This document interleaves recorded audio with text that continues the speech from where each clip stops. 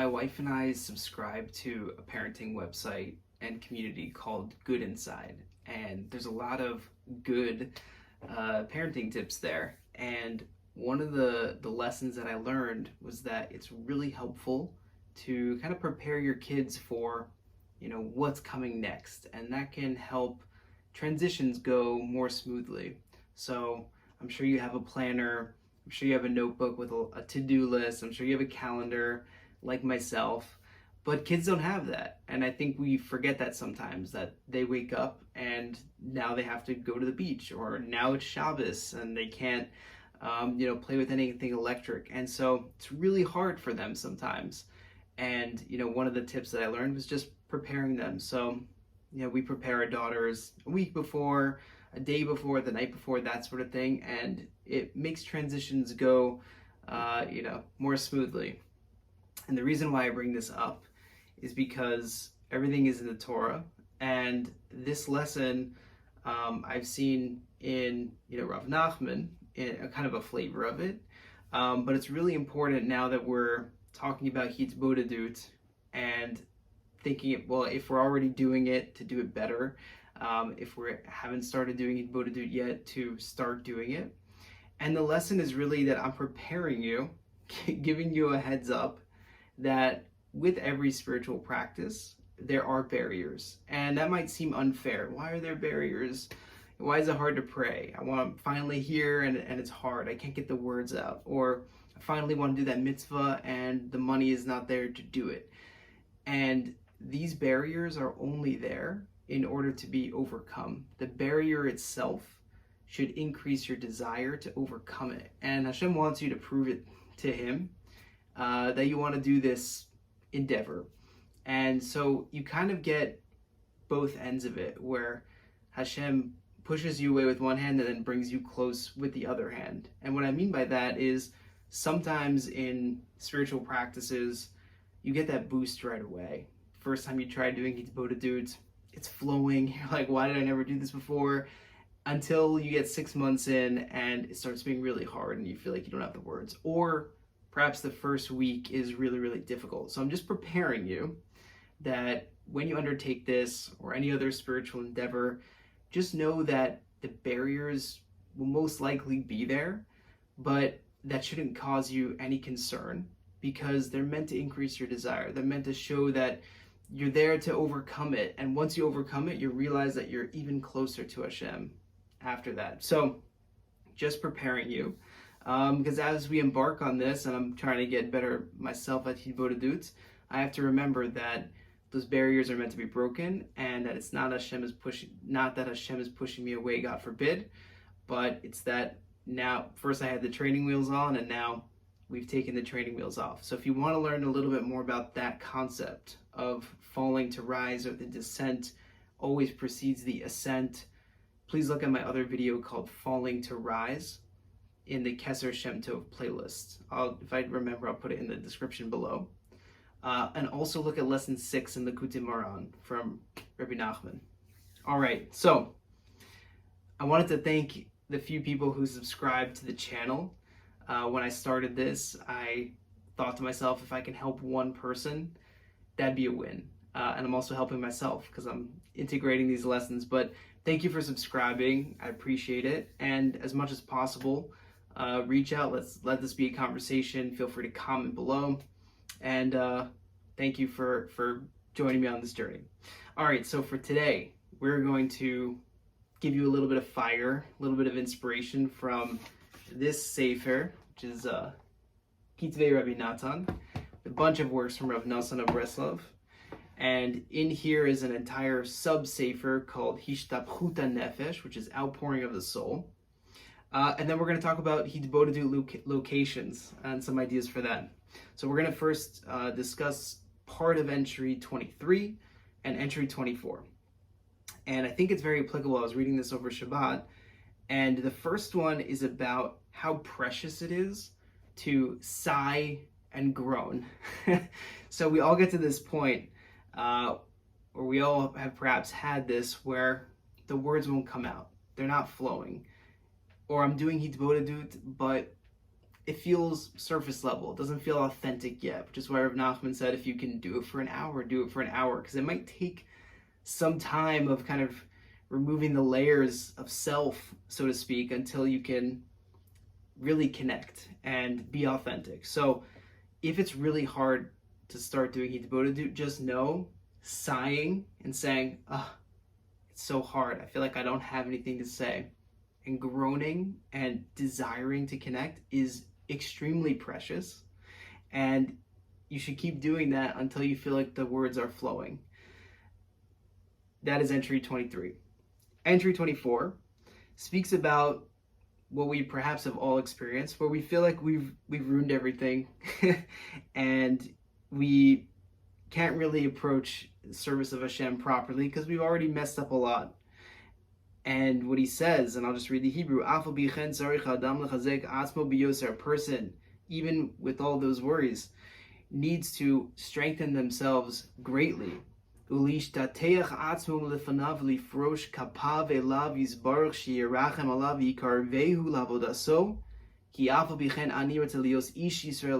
Person should bend his will and throw up his hands and ask Hashem, the Creator, for mercy to bring him close to service to Hashem, because I'm Jewish and Hashem created that. And no matter what a person has done, they can't destroy or ruin anything that Hashem has created, because Hashem made me Jewish. Which is like such a beautiful insight. Like no matter how far a person feels like they've fallen or what they've messed up, they can literally bank on the fact that they're Jewish. And that's something Hashem created. That's not something that I can ever ruin. And to basically claw yourself back and say that Hashem created me, so he has to take me back. And this goes to a very important verse that's quoted in Psachim Daf 119a, which is Zamru lemi shemenatzchin oso v'sameach. Sing to the one who rejoices when defeated in prayer, or to the one who's defeated. Meaning, Hashem is happy when you defeat him in prayer. You can look at Sichos Aran further in depth, but what does that mean, that Hashem is happy when you defeat him in prayer? He really wants you to sigh and groan and want to do Hitbodedut and call yourself a Jew, even if you've messed up so many things, and claw your way back until Hashem will create an opening for you and you will be able to have those words flow. Because truthfully, what does it mean Hashem is the one who's happy when defeated in prayer? Because Hashem puts you in a certain situation, and I think a lot of people think that they're supposed to just accept that situation and not pray because that's what Hashem wanted. But the truth is that's wrong. Hashem will give you the words in order to change the situation, in order to conquer him in prayer, so to speak. Those words are also from Hashem. So I think those are two ideas that you perhaps have not thought of before, which are to sigh and groan is very precious and also a form of prayer, a form of Hitbodedut, and it rejuvenates the body. You can even, if you're scientifically minded, you can go look at Andrew Huberman, his podcast, and he even has a video about sighing, and Rebbe Nachman spoke about it over 200 years ago, about how that's beneficial for the body.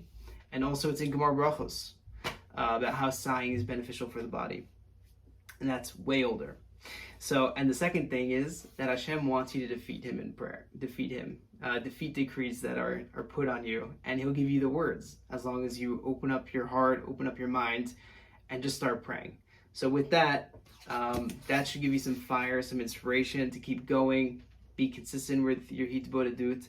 And the last thing I want to talk about is location. You know, where can you do Hitbodedut?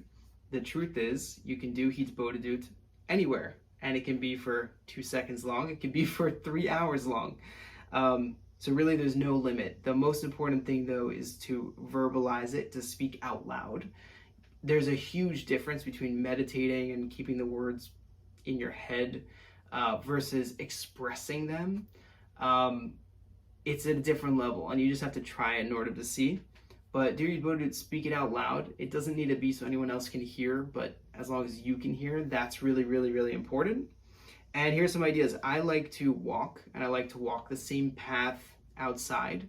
Similarly to having a makom kavua, I realize that I'm able to drop into that energy a lot more quickly if I'm taking the same path.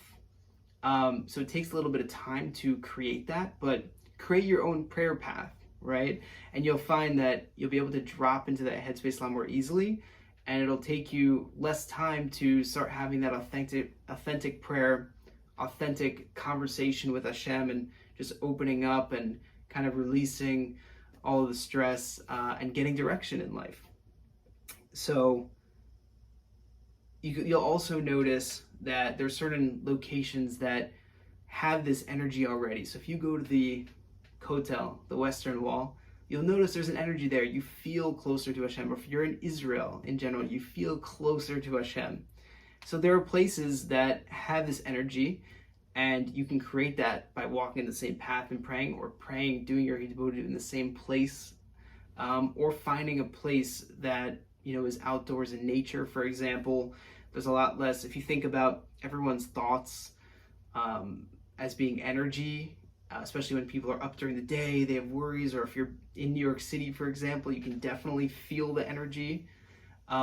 If you get out of that and you go to a place that's outside, which you're going to feel, it's going to feel a lot better than being inside, and you go to a place that's a little bit more private, you'll notice it's easier to drop into that headspace of having authentic prayer and authentic conversation. So walking the same path, being out in nature. What about inside, right? So David HaMelech would go under his covers and he would cry and he would compose Tehillim. And this is an absolutely beautiful place to speak to Hashem. Just go under your covers. It can be before you say Shema at night, and just be authentic. If you're a man and you have a talit, you can put your talit over your head and you can go under that and just pray. Rebbe Nachman even talks about you can be looking at a sefer, or you can put your head in the sefer, and you could just talk to Hashem. If a person has purified themselves enough, even their thoughts, if you read this in Sefer Hamidot, even their thoughts are like prayers that Hashem will accept. So as the imagination is kind of cleared up over time, and as you're doing Hitbodedut more, you'll realize that your thoughts are more powerful, and you're almost always talking to Hashem, right? And that's what all the brachot are. That's what everything that's happening around you, you'll start seeing it. Anyway, that's another discussion. But those are a few places that you can do Hitbodedut. Try it out. Let me know in the comments below if there are any other places that you like to do Hitbodedut or that you're curious about. I would love to hear them, because I'm always looking for different places to do it, and looking also for strategies that work for you. Appreciate you subscribing to the channel, watching another video, and I hope it's helpful, and I hope to make another one. Have a good rest of your day. See ya.